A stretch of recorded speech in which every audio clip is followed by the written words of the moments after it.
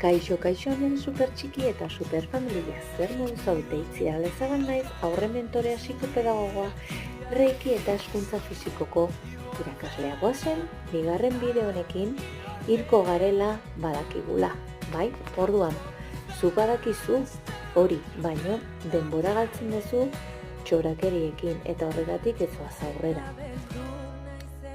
Zu bizitza harrigarri bat sortzeko gaitasuna duzu, baina badakizu zertan datzan asuntoa, nori emango diozun arreta, zeri eta zure denbora non inbertituko duzu. Zergatik,